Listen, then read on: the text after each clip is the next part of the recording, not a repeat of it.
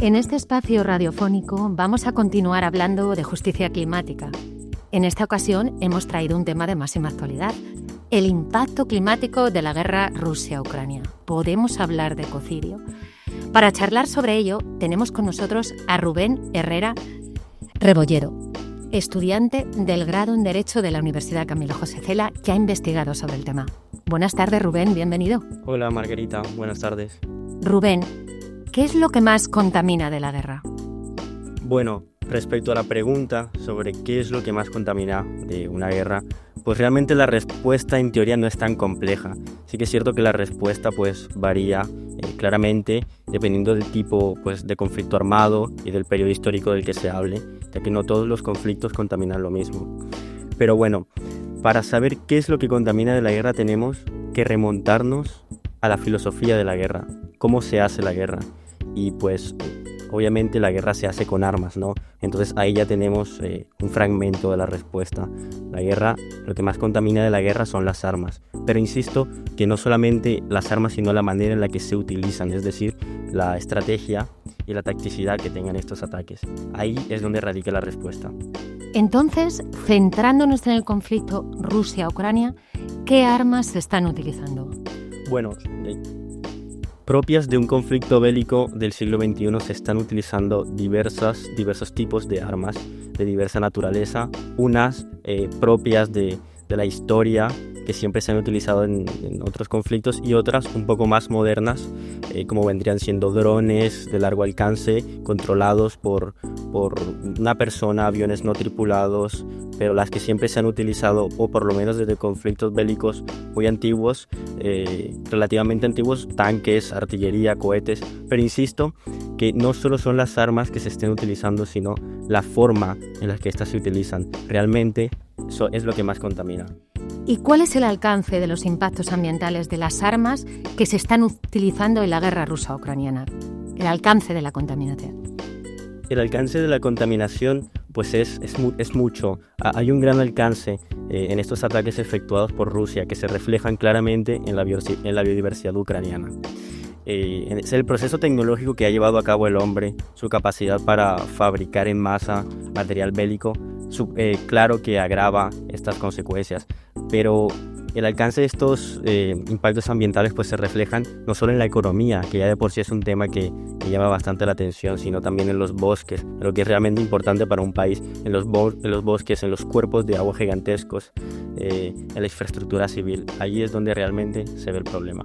Entonces, ¿podemos afirmar que la estrategia que está usando Rusia para debilitar a Ucrania tiene un impacto significativo sobre el medio ambiente? Claramente, y la estrategia que está utilizando Rusia sobre Ucrania es prácticamente bombardear todas las instalaciones que le sirven a los ucranianos para financiar este conflicto. Es una estrategia de desgaste infraestructural. Sobre todo genera muchísimos problemas, ya que al bombardear estas instalaciones causa un gran daño ambiental. Rusia está intentando atacar a la economía ucraniana por todos los medios a su alcance.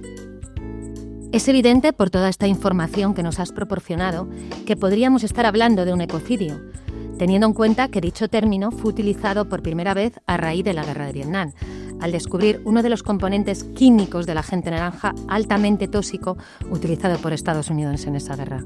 Está claro que el conflicto armado Rusia y Ucrania nos enfrenta una vez más a la necesidad de criminalizar el ecocidio como crimen internacional, ya que no se contempla por la comunidad internacional, y abrir las puertas de la justicia universal a las víctimas. Muchas gracias, Rubén, por tus aportaciones. Muchas gracias, Margarita.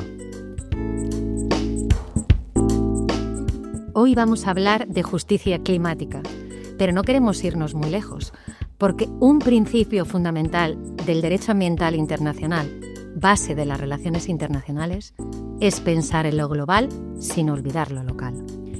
Para pensar en lo local y en el cambio climático y sus efectos en nuestro país, contamos con la presencia de Felipe Guinot Almenás, estudiante de Derecho y Relaciones Internacionales de la Universidad Camilo José Cela y natural de Valencia, que ha querido investigar sobre la dana, depresión aislada en niveles altos, ocurrida el 15 de noviembre de este año en España y que ha sido hasta la fecha el mayor desastre ambiental ocurrido en nuestro país.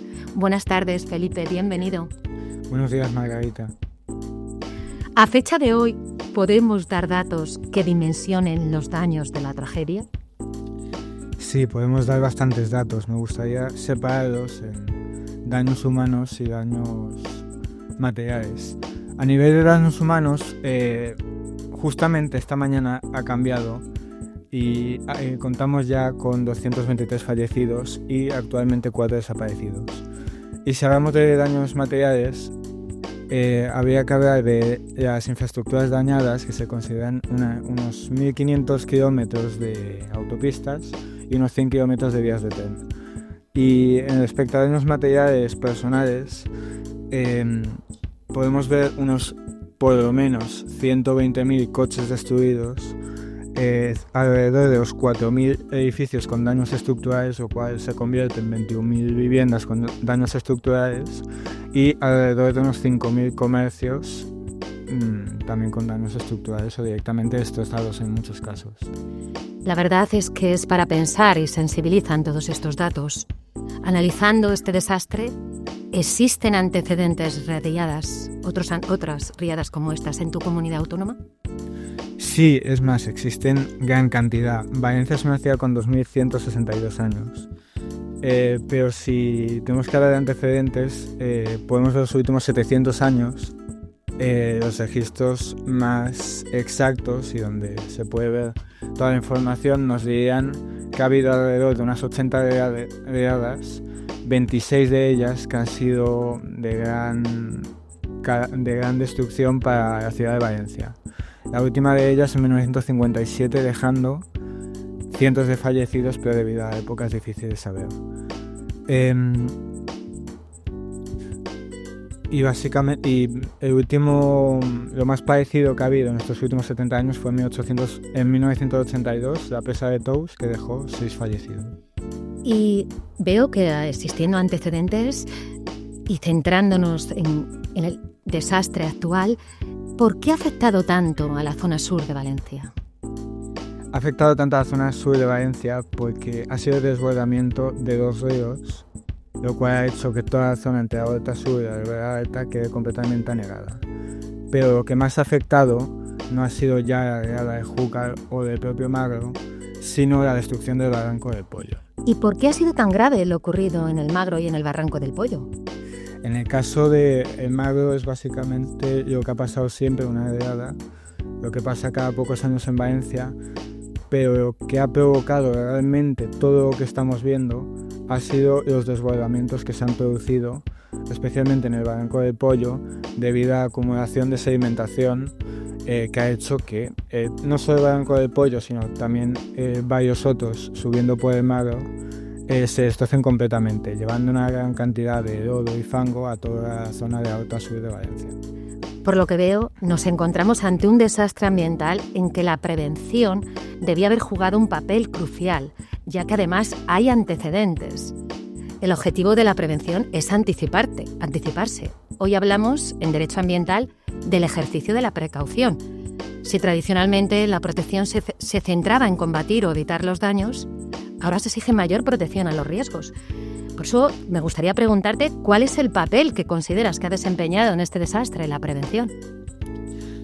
La prevención en estos últimos años se ha visto muy mermada.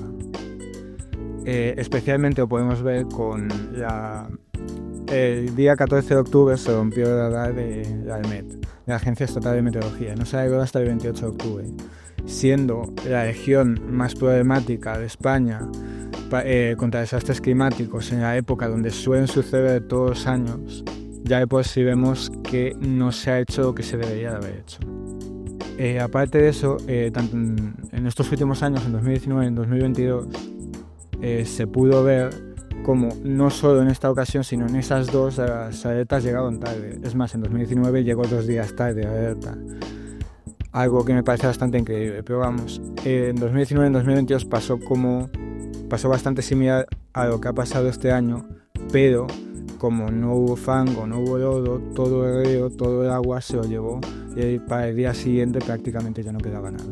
Y lamentablemente, si en el desastre no funciona la prevención, solo queda la gestión. Por eso me gustaría que nos hablaras respecto a la gestión del desastre, que tantas ampollas está levantando en la opinión pública y en la clase política.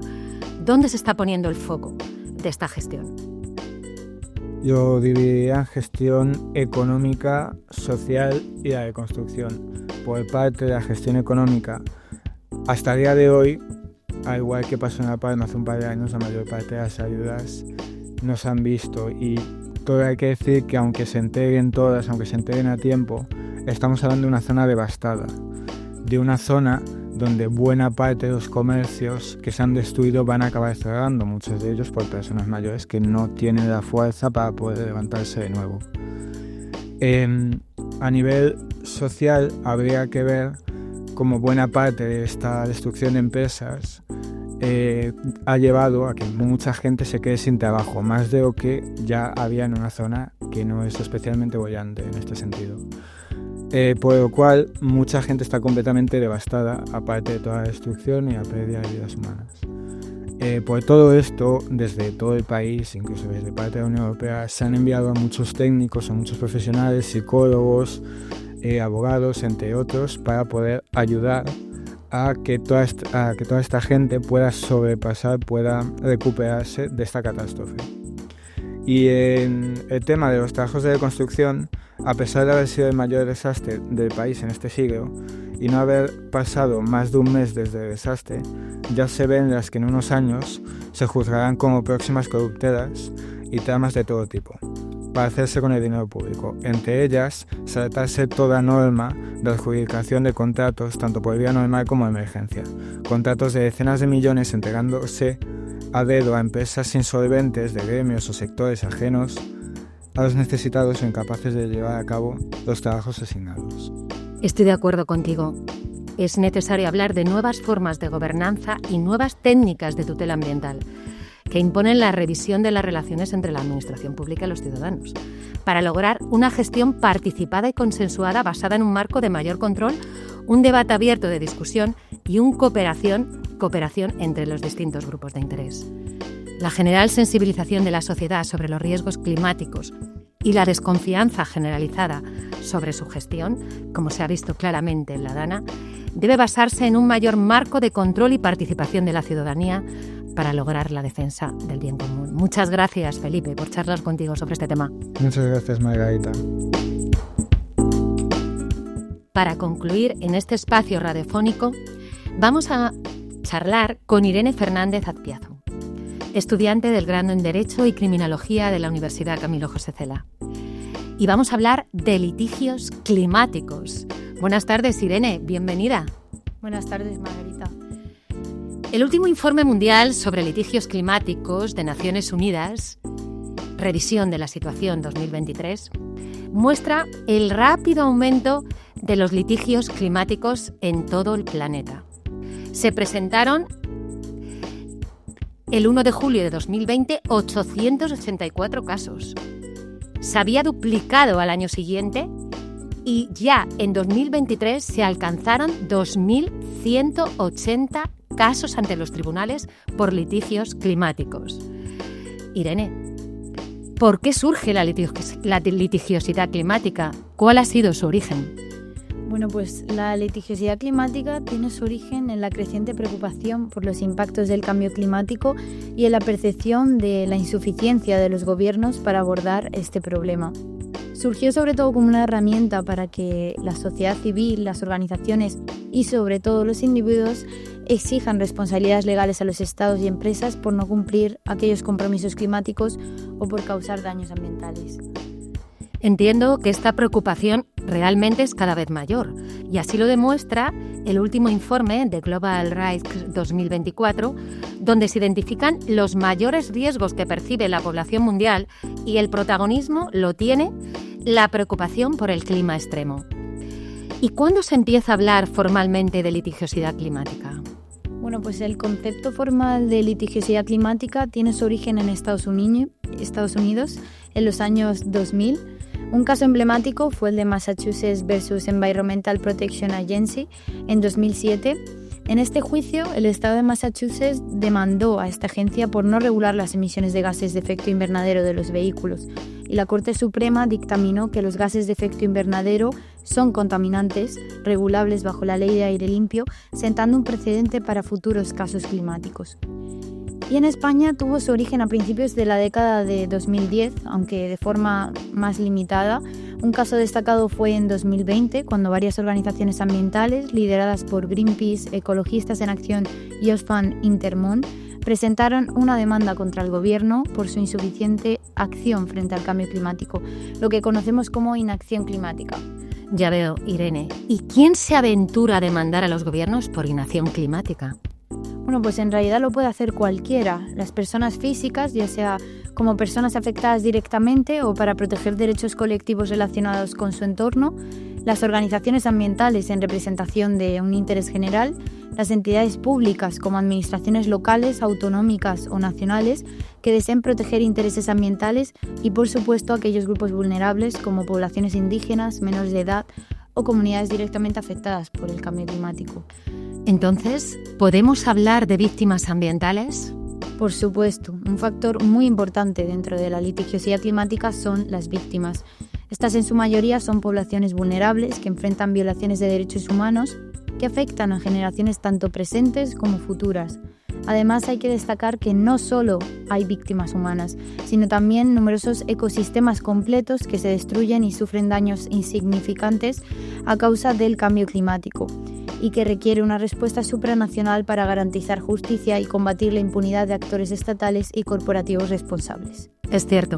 Además, el daño ambiental a menudo es lento y gradual e intergeneracional. Afecta tanto a generaciones actuales como a las futuras. Esto hace difícil identificar a las víctimas y visibilizar el problema y buscar reparación. Irene, ¿qué pasos deben seguir estas víctimas para acudir a los tribunales reclamando esa justicia climática? Bueno, pues en primer lugar hay que identificar la acción, inacción o el daño ambiental causado. Será esencial presentar informes técnicos, estudios de impacto ambiental, peritajes o cualquier otro documento que sustente ese daño causado o el incumplimiento de normativas. También de manera opcional, si el daño es inminente, se podrán pedir medidas urgentes, conocidas como cautelares, para evitar su agravamiento, como, por ejemplo, suspender una actividad industrial. A nivel nacional se debe acudir a los juzgados correspondientes, dependiendo de la jurisdicción correspondiente, contencioso administrativa si se demandara a una administración pública por inacción o decisiones inadecuadas, o civil si se pretende perseguir una indemnización por daños, o incluso puede llegar penal si la conducta constituye un delito ambiental. En algunos casos, la Fiscalía del Medio Ambiente puede involucrarse para proteger el interés público. Y por último, tras la sentencia, las partes podrán recurrir a instancias superiores como el Tribunal Supremo y en casos excepcionales a instancias internacionales como el Tribunal Europeo de Derechos Humanos. Pero, ¿es sencillo para el ciudadano acudir a estos procedimientos? Pues la verdad es que, por desgracia, no. La problemática de este procedimiento deriva en su alto coste, la falta de recursos de los que tanto algunas organizaciones como ciudadanos carecen, la lentitud del proceso que puede llegar a tardar años en resolverse y los riesgos para aquellos que demandan, como por ejemplo represalias económicas o legales, en casos donde los intereses corporativos están en juego. En muchos países el acceso a esta justicia ambiental es un derecho muy limitado y poco ejercido. Sí, es cierto, hay una gran inequidad global. Las poblaciones más afectadas por desastres ambientales, como menores, ancianos, migrantes, pueblos indígenas y comunidades del sur global, son las que tienen mayores obstáculos para acceder a la justicia. Por último, me gustaría preguntarte, ¿qué crees que sería necesario para poder hablar de justicia climática? Bien, pues sería necesario modernizar la justicia ambiental, facilitando así el acceso a la sociedad civil para exigir responsabilidades y prevenir daños. Aunque la justicia internacional enfrenta limitaciones, se proponen iniciativas como una jurisdicción especializada en temas ambientales. A nivel nacional persisten barreras económicas y legales, mientras que los defensores del medio ambiente enfrentan riesgos graves, especialmente en las regiones vulnerables. El objetivo es fortalecer mecanismos inclusivos y transparentes que permitan a la población proteger su entorno y promover la equidad y el bien común global. En conclusión, los procesos judiciales en temas ambientales están plagados de obstáculos económicos, técnicos, políticos y sociales. Y ya veo cómo los defensores del medio ambiente enfrentan también riesgos significativos contra su persona. y las víctimas sufren una justicia inaccesible y desigual, especialmente en el sur global. Muchas gracias, Irene, por habernos aclarado todos esos temas y hablarnos de la litigiosidad climática. Muchas gracias a ti, Margarita. Quiero despedir el programa agradeciendo nuevamente a mis estudiantes de la Universidad Camilo José Cela por su participación.